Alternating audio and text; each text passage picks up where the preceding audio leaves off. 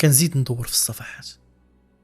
داز الشهر، نزلت وطلبت من ابراهيم يدير اي حاجه ويجبد لي هاد خونا اللي سميتو خالد زهري. عطيتو السميه واي حاجه كنعرفها عليه وشي بركه ديال الفلوس باش يقلب لي عليه. من بعد يومين رجع وقال لي بلي لقاه كاين في الحبس. جاتني غريبه، ولكن اللي عايشاه ولا مخليني نتقبل اي حاجه. مشيت للحبس اللي هو فيه ودرت طلب زياره للمدير، والسبب طارئ. عطاوني موعد زياره في اخر ليله من ليالي السبعه. وصلت ودخلت لواحد البيت وبقيت كنتسنى. غير دخل وشافني بحال طلع ليه الدم، ولكن ما قدر يدير والو حيت كانوا يديه مربوطين وشادو بوليسي. جلس وقلت لي علاش تحبستي؟ قال لي واش كتفلي عليا؟ انت اللي عطيتي بيا للبوليس. قلت لي شنو بيني وبينك باش نعلم بيك البوليس؟ شنو درتي ليا؟ انا جيت على ود داكشي اللي بعتي لي، عاقل عليها؟ قال لي عاقل عليه بسببها انا هنايا. قلت ليه هي انت كنتي سارقه فاش بعتيها ليا؟ رد عليا كنت عارف غادي يوقع هادشي ما كنتش غادي نديرها، ولكن غادي نتسطى ونعرف شكون ديك العربيه. كنت شك فيك انتي، ولكن الا ما كنتيش انتي شكون؟ قلت ليه ماشي هادشي علاش جيت عندك، بغيت نعرف شنو قضيه هاد الانتيكات ومنين شفرتيها. جاوبني وهادشي فاش هامك؟ قلت ليه خاصني نعرف ضروري منين جبتي هادشي، من نهار دخلت لداري وانا عايشه في جهنم. رد عليا حتى انتي؟ صدمني بجوابه وقلت ليه حتى انا كيفاش؟ علاه شكون عاود تاني؟ وهو يكمل وقال من نهار بعتها ليك وانا ماشي هو هذاك. حس بحال شي واحد حاضرني الوقت كامل. كنسمع اصوات بالليل حتى هنا في الحبس، كنسمعهم وكنشوف عناكب كبيره كنشوفها في كل شويه، وغير كتمشي كترجع اكثر من المره اللي قبل. هادشي اللي كيوقع ليك انت ياك؟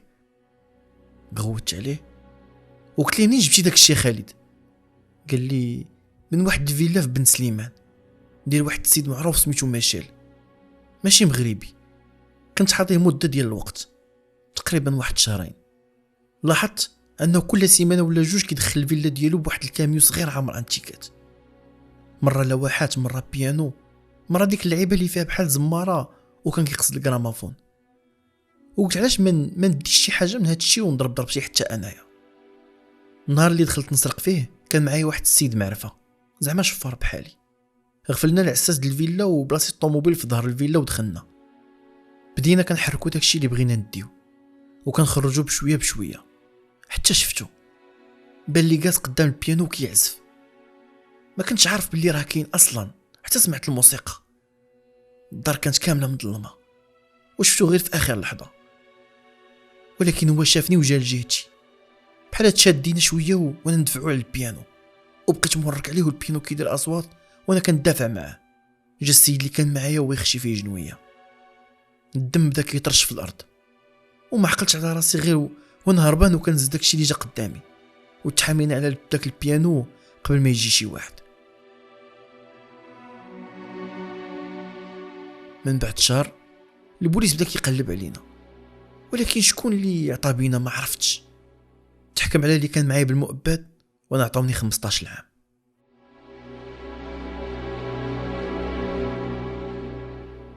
ما عرفتش هادشي اللي قال لي واش غادي ينفعني في شي حاجه، واش باقي الوقت باش نمشي لهاد الفيلا ويمكن نلقى شي دليل ولا حاجه تعاونني.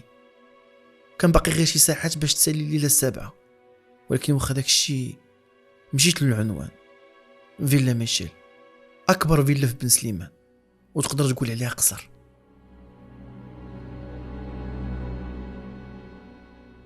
اللي غريب هو ما عمري سمعت بها، وحتى فاش مشيت غير كنسول كل شي عارفه. وصلت ليها وكانت على بابها واحد الزربيه حمراء بحال دوك الحفلات ديال الممثلين، غادا من الباب الكبير حتى الباب ديال الفيلا. نزلت من طوموبيلتي ولقيت العساس، سولته ولكن ما بغى يقول لي حتى معلومه ولو حتى حرف، وخا باينه فيه عارف بزاف. ما بغى يقول حتى حاجه، لا على مول الدار لا على السرقه اللي وقعت. قبل ما نمشي بقيت كنشوف في الفيلا وبانوا لي شي حوايج غير بالضو ديال البولات د الشارع، بحال شي بلايص فيهم الدم اللي باقي ما تمسحش، وشي وراق مليوحين حدا الكرسي ديال البيانو، والحيوط عامره باللوحات، ولكن اللي في شكل هو كلهم بحال كلها لوحات فيها نوطه اللي ممكن تعزف على البيانو. حاولت ندقق فيها باش نعرفها ولكن ما قدرتش. كان خاصني نرجع بالنهار ونحاول نشوف مزيان شنو داك الشيء، ولكن ما غاديش نرجع غدا، غادي نرجع بالنهار في الشهر الجاي، حيت وقتي سالا والسبع ليالي سالات.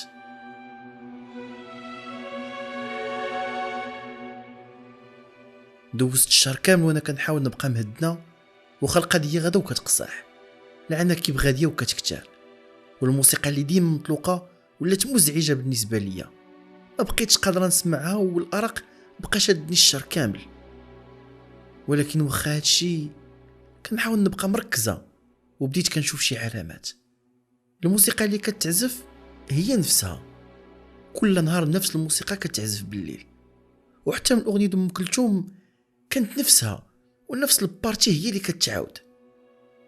ما تيقتش راسي وكيفاش وسط هاد الروينه كامله كنت قادر اني ننتبه لهاد الشيء. يقدر يبان لاي واحد شي حاجه بسيطه، ولكن العذاب اللي كنت عايشه وسطو محال يخلي شي واحد حتى يعقل على سميتو.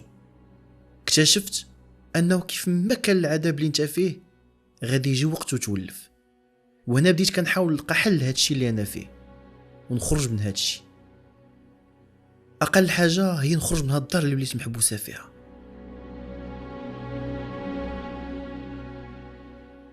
من بعد ما دا الشهر رجعت للفيلا دميشيل، وقدرت انني نصور النوطه، كانت باينه احسن بالضوء ديال النهار.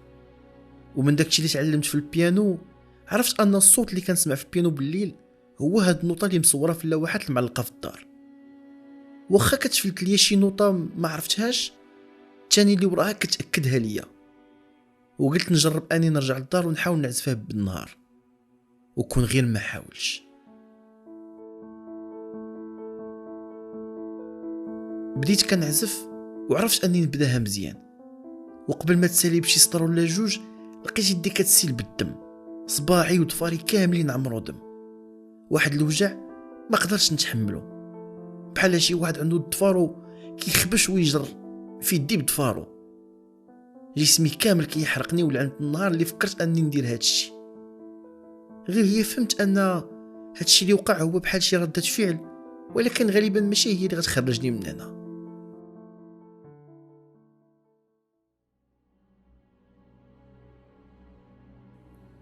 حاولت نشارك هادشي اللي وقع لي مع شي واحد وما لقيتش من غير زينب، جارتي اللي في العماره. كنت عاودت ليها شنو وقع لي واحد المره وحاولت تصبرني، ولكن هادشي ما كانش كافي. المذكره ديالي ما سالات، كانت عامره بهضره اكثر من هادشي اللي كتبت لك، ولكن اللي كان كيهمني هو شنو دارت وشنو وقع ليها في الاخر. كان الموت، هادشي اللي فهمت. ناريمان من بعد هادشي كامل مات، ولكن موتها كان هو علامة الاستفهام الكبيرة واللي كنقلب ليها على شي جواب.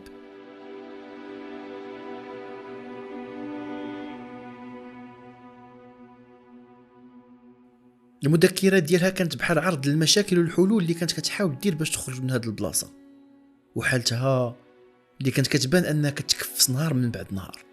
حتى الترتيب والنظام اللي ما بقاش في الاخر المذكرات، كان كل شيء مكتوب مرون ومخربق، وصعيب تقرا شنو كتكتب. حتى كتبتها فاش وقفات بمره خلاتني واحد شنو ندير. الساعه وصلت 12، واللي جاني غريب هو فاش شفت التاريخ ولقيت بلي دخلنا في شهر جديد، وعلى غفله كنسمع شي واحد كيصوني في باب الدار، وماما كتشوف فيا بخوف. حنا ما عارفين شكون يقدر يزورنا وكيفاش اصلا غادي نحلو باب اللي ما كاينش. ولكن فاش مشيت جهه الباب لقيتو بحال رجع. جربت نحلو بداك الشيء اللي كان زينب، السيده اللي جات زارتنا فاش درنا الحفله، وهي اللي ناريمان هضرات عليها في المذكرات ديالها، واقفه من برا وهي كتطلع وتهبط فيا، بحال كتاكد اني انا فعلا اللي قدامها، بحال ما متيقاش. قلت ليها مرحبا ادخلي. قالت لي لا مستحيل، مستحيل نعاود ندخل لهاد الدار مرة تانية. بقى عاقل على آخر مرة دخلت ليها وعلى شنو وقع لي. غير الحمد لله ما كملش ليلة كاملة في الدار. اللي جابني هو أنني حسيت باللي راكم في خطر، كيف ما كانت نريمان كتعاني هنايا. نريمان هي اللي كانت ساكنة هنا قبل منكم. في آخر أيامها طلبتني نعاونها بزاف د المرات وما كانتش عارفة تخرج من الدار. كنت باغي نعلمكم في أول ما جيتو، ولكن ما لقيتش كيفاش، وخفت تسحبوني غير مسطية. كنتو كتحتفلوا وما قدرت نقول والو. كنت بغيتكم تعرفوا من الأول قبل ما تدوزوا ليلتكم الأولى، ولكن فاش كدوز أول ليلة فكيعني باللي صافي داز الوقت.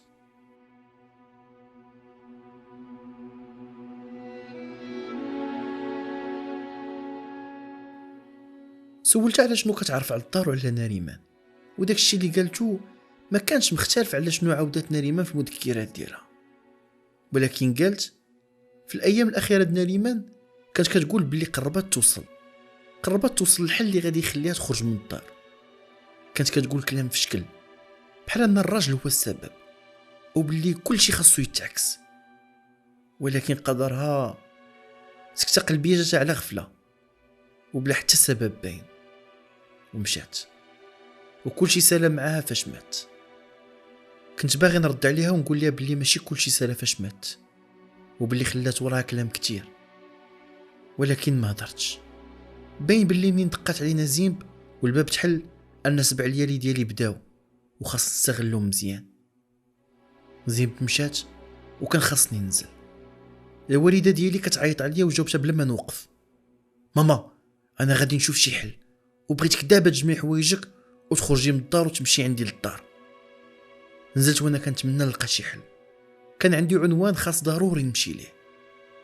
كنت عيان بجد وممكن في اي لحظه نطيح، ولكن ما كانش عندي الوقت اللي نرتاح فيه. خاص نستغل اي ساعه عندي. العنوان اللي غادي ليه هو بن سليمان، فيلا ميشيل. متاكد باللي شي حاجه تما غادي تخليني نفهم هادشي اللي واقع اكثر. وصلت وتمشيت جهه الباب حتى بان لي واحد السيد جالس في كرسي قدام الباب الكبير. قربت منه وسولته، ولكن قبل حتى ما يجاوب جبت 200 درهم وعطيتها ليه. كنعرف هاد النوع مزيان وخاصك ضروري تعميلي عينيه باش يقول لك شنو باغي. قلت ليه بغيت نسولك شي اسئله وغادي نمشي في حالي. وافق قبل حتى ما نسولو وقال لي مرحبا سيدي. وبما انك تعرف شنو واقع سولتونيش انا على السيد مول الفيلا وكيفاش داك الاتات ديالو ممكن يدير هادشي اللي كيوقع من بعد ما هو مات. وهو يبدا يهضر: شوف سيدي، غادي نقول لك شي حوايج البوليس براسو ما عارفهمش. السيد مول هاد الفيلا مخاوي. رديت عليه: مخاوي؟ وهو يكمل: مخاوي، ولكن ماشي زعما دجال ولا شي حاجه بحال هكذا. لا، السيد كان في شكل في كل شيء ديالو، تصرفاته وافعاله كل شيء فيه ماشي عادي. 5 سنين اللي دوزت حاضي هاد الفيلا شفت فيها العجب، وربي عالم بعدد الناس اللي شفتهم دخلوا لهاد البلاصه وما عمرهم عاودوا خرجوا. قلت ليه: كيفاش؟ ما فهمتش كيفاش الناس اللي كتدخل اكثر من اللي كتخرج. قال لي: الله يحفظنا سيدي، هما شوف واش كان كيحضرهم ولا هما كاينين تما في الدار. باش نشرح لك اكثر، السيد ما كانش كيخرج، ففي ديك جلسو في الدار ضروري ما كان كيحضر شي حاجه ولا كيدير شي مصيبه. وفي اخر ايامه وقبل ما يموت بديت كنفهم شنو واقع. قلت ليه: شنو فهمتي؟ هو يكمل: سي ميشيل كان مولف كل ليله يلعب في البيانو 1 ساعه تقريبا، ومن بعدا كتبدا الحفله.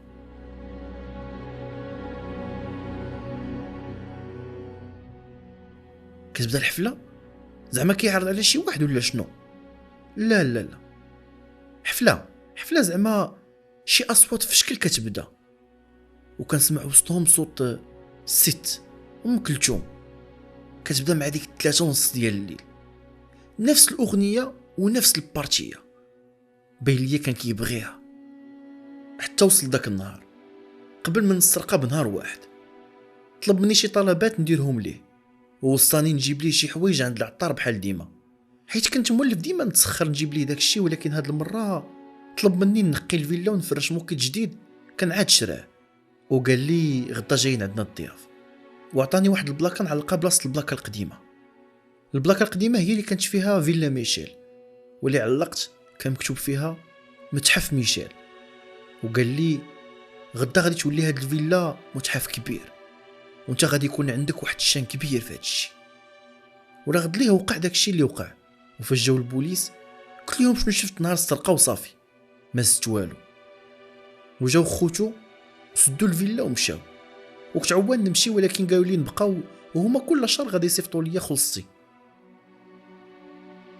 تما ونا نسولو واش ممكن اني ندخل الفيلا نشوف شي حاجه. ما بغاش ودار السباب اللي ما عندوش سوارت، ولكن سبحان الله 200 درهم ثانيه خلاتو يمشي يجبدهم، وقال لي كان ناسي باللي كان باقي عنده شي وحدين. حل لي الباب ودخلت.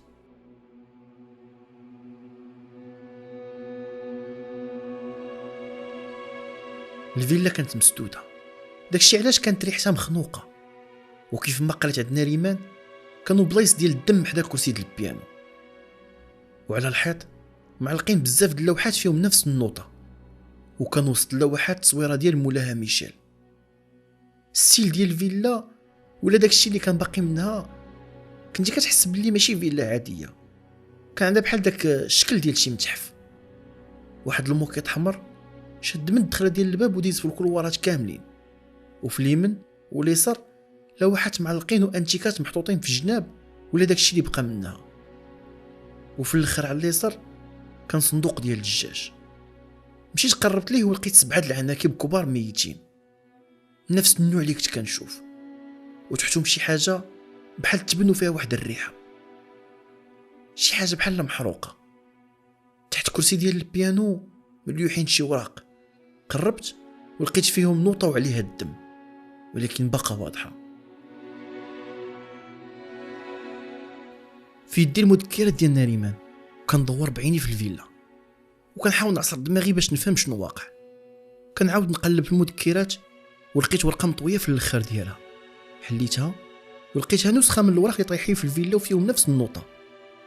بديت كنحاول نربط ما بين المذكرات، الهضره ديال زينب، الراجل اللي برا، وهذا الشيء اللي كنشوف قدامي. وصلت في الاخر لشي حلول. يا اما النوطه كتعزف باش تسالي هذا الشيء، ولكن ناريمان فاش عزفتها تادات. والحل الثاني ولا حسب شنو قال العساس ان ميشيل مخاوي، هو نشوف شي فقيه ولا شي واحد يحل لي هذا المشكل. ولكن انا ما كنعرفش شي واحد اللي يقدر يعاونني في هذا الشيء، وبعيد على طريق ديال الدجال والسحر. الحل الثالث هو نكتشف ان الموضوع هو غير شي لغز ديال الحل ديالو قدامي من الاول وانا ما شايفوش. خديت معايا شي ورقات ملي كانوا طايحين ومشيت في حالي، مقرر بلي ما غاديش نرجع لديك الدار واخا طلعت قسمه مع الارض. انا ما لقيت حتى حل داك الباب وقدرت نخرج ونمشي نرجع برجليا، ما يمكنش. واخا على حسب ما قريت في المذكرات ما عندي فين غادي نهرب. صونيت على مراتي واللي لقيتها مصونيه عليا اكثر من 50 مره. طمنتها عليا وقلت ليها غادي نعاود لك كل شيء من بعد. سولتها واش ماما وصلت وكل شيء غادي مزيان. ردات عليا باللي ماما ما جاتش اصلا للدار. وقلت ليها كيفاش؟ انا قلت ليها تنزل وهذا الشيء اكثر من شي 2 سوايع دابا. كنصوني على ماما وما كتجاوبش. ما كنتش باغي نعاود نمشي للدار. وصلت وسولت ابراهيم كونسيرج واش شافها وهي نازله ولا لا. قال لي ما شافهاش، اذا هي ما نزلاتش.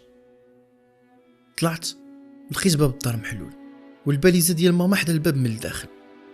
طلعت على باب السطح لقيته مسدود كما خليته. كان له عيني في الدار حتى كتبان لي واحد الرجل، رجل شي واحد متكي على الارض. قربت اكثر ولقيتها الوالده ديالي طايحه على الارض. جريت عندها وقلت لها ماما ماما نوضي عافاك نوضي، علاش ما نزلتيش؟ علاش ما سمعتيش شنو قلت لك؟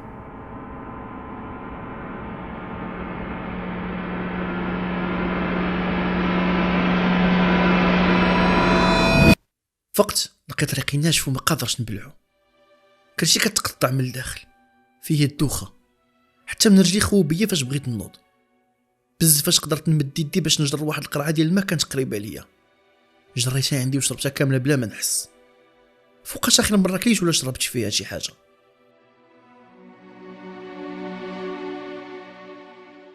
ماما قبل ما نكمل الكلمه شفتها طايحه في نفس البلاصه وباب الدار مسدود ولكن باقي كاين. ماما وجهها صفر ومنفوخ، يديها ورجليها زرقين ومودنيها بحال كيخرجوا شي حشرات. خفت وبعدت عليها وانا راجع بظهري للور، ما شفتش البورطابل وفاش وركت عليه تهرست، شفت فيه وبان لي التاريخ. كيفاش البارح كان السبت ودابا مكتوب الخميس؟ كيفاش بقيت هذا الوقت كان مغيب وما عارف ولا حاسب شنو واقع؟ شحال باقي من السبع ليالي؟ عاود شفت في البورطابل واخا كان مهرس ولكن قدرت نشوف الساعه، تقريبا كان 12 ديال الليل. اليوم كان هو الليله السابعه. قبل ما نكمل هذه الجمله في دماغي بحال شي حاجه تخبطات والباب ما بقاش في بلاصتو. 23 يوم ديال الحبس في هذه البلاصه، وماما بحال قدامي جوجها كتحل نهار على نهار. كنحاول نصوني لشي واحد ولكن حتى رقم ما كيبغي يدوز. 23 يوم وانا عايش على شياطه د الماكله اللي كانت باقيه. ما كنتش قادر ناكل في هاد الظروف ولكن ما كنتش باغي نعاود نغيب مره ثانيه. كنت خايف حتى من الاحلام ديالي اللي فوق ما تديني عيني كنشوف حلم كفس من اللي قبله. كنشوف مراتي وبنتي وهم مخلوعين وكيتعذبوا بسبابي. مره كنشوف مول الفيلا بحال كيخرج من تصويرته وكيجي يخنقني وكيقول لي جمله وحده. ما قدرتش نحقق الحلم ديالي، وماما كتبان لي في الحلم وكتلومني على هذا الشيء اللي وقع ليها. واللي خايبه هي فاش كنفيق وكنشوفها قدامي جوجها كل نهار كتزيد تحلل وتعطي الريحه. واللي ما دخلتش لي عقلي هي كيفاش حتى واحد ما لاحظ الريحه ولا يدقوا علينا او يتصل بينا. كيفاش انا هنا وبحال حتى واحد ما كيقلب عليا. رقاقيت بزاف ويمكن وليت غير عظام فوق شويه د الجلد. يمكن نشوف راسي في المرايه ما غاديش نعرفني لا شكلا ولا روحا.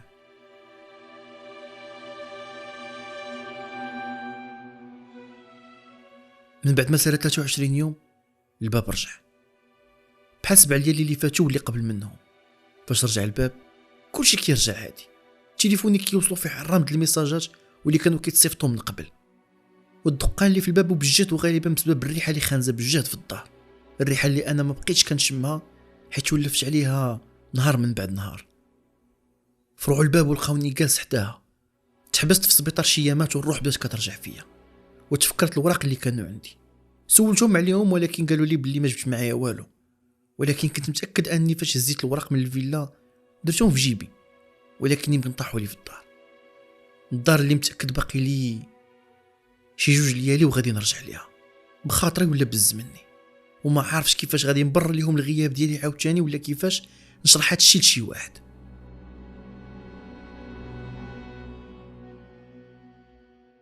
من بعد ما عرف كلشي شنو وقع بداو كيبعدوا مني وكيشوفوني بحال شي مسطي. مراتي ما باغاش تقرب ليا وخوتي قطعوا معايا في مره.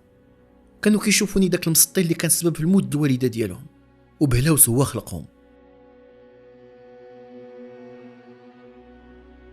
الناس كاملين اللي شافوا ومتيخين شنو وقع ماتوا. نريمان، ميشيل وماما. سي المامون كنعتذر على الكتابه ديالي اللي تقدر تكون ما مرتباش مزيان وباللي ما قدرش نتلاقاك ونعاود لك هادشي كامل، وكنت كنتمنى نتلاقاو في ظروف احسن من هادي. الحقيقه انا كنعرفك من شحال هادي، انا ماشي متابع وفي ليك، ولكن كنت شفت القصص ديالك وقلت يمكن انت انسب شخص اللي تنقل القصه والمعاناه ديالي، خصوصا في القصه اللي كنتي درتي فيها موسيقى ام كلثوم. وهادشي علاش طحتي لي في بالي وانا كنسمع لوحده من الاغاني ديالها. هادشي علاش كتبت لك هاد الميساج. دازو 2 ليالي المامون ورجعت للدار والمفاجاه هي لقيت الوراق كاملين، النوطه والمذكرات مقطعين بزاف ديال المرسومات. شكون قطعهم وعلاش ما عرفتش. اللي عرفت هو الحاجه اللي كانت ممكن تعاوني نلقى الحل ما بقاتش. وتقدر غير تخيل انه فجت الفرصه ومشيت عند واحد الفقيه شرح لي بلي اي طلسم ولا شي سحور مديور كيكون عنده شي حاجه مضاده اللي يبطلها، والحاجه اللي كانت تقدر تبطل هذا الشيء كامل هي النوطه اللي وصلت ليها نريمان وكانت في المذكرات ديالها وما كملتهاش. وبجوجهم دابا مشاو والطريقه الوحيده باش نتعتق مشات معاهم. حالتي يمكن غادي تكون فاهمه. انا غادي نصيفط لك مع هذا الميساج المعلومات كاملين اللي غادي تحتاج، عنوان الدار، عنوان الفيلا، اي حاجه في حالات بغيتي تاكد براسك. هذا الميساج كتبته لك من بعد ما كملت 23 يوم ديال هذا الشهر وما عرفتش متى غادي تقرا هذا الميساج ديالي. واخيرا واللي بغيت نقول لك هي نتمنى تعتقني وياك ما تعاوني قبل ما نعاود نتحبس مره ثانيه، حيت هاد المره قررت نجرب حل في شكل وما عرفتش واش غادي يصدق ولا لا، ولكن اصلا ما عنديش حل ثاني. نتمنى تقرا الميساج ديالي بالزربه ياك ما تعتقني.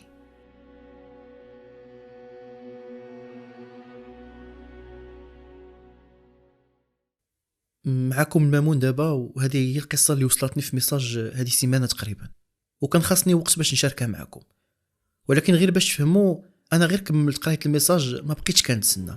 هزيت طوموبيلتي ومشيت للعنوان ديال الدار اللي كاينه في الرباط ديور الجامع، وما غاديش نقدر نعطي معلومات كثير عليها. وصلت ولقيت طوموبيلات ديال البوليس واسعاف والناس مجمعه. ما خصنيش الوقت بزاف باش نعرف باللي هذه هي الدار اللي داير عليها هادشي كامل. دخلت بين الناس وبديت كنسمع شنو كيقولوا، وراكم عارفين داك النوع اللي كيكون كيتفرج ومجمع قدام شي حاجه، شحال كيكون فيه ديال الهضره والتبركيك. المهم اللي فهمت من هضرتهم هو انه شي واحد انتحر في وسط الدار وشعل النار، او ان العافيه شعلات والناس اللي داخل ماتوا. وبطبيعه الحال كنت عارف شكون مقصود بهاد الهضره، وغير شي دقائق حتى هادشي كان متاكد ليا، وشفت ناس الاسعاف خارجين ومعاهم جثه محروقه ديال شي شخص، وفهمت باللي هو مروان.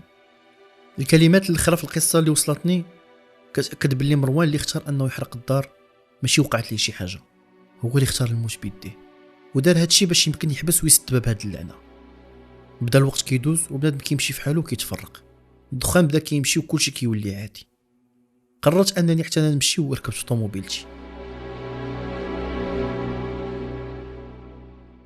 قبل ما نتحرك حتى كنتصدم بشنو كنشوف. عنكبوت كبير حدايا في الكرسي، كنشوف في المرايه اللور حتى كيبان لي شي واحد جالس وجهو كله محروق. شاف فيا وقال لي ما تحاولش تحل باب المامون.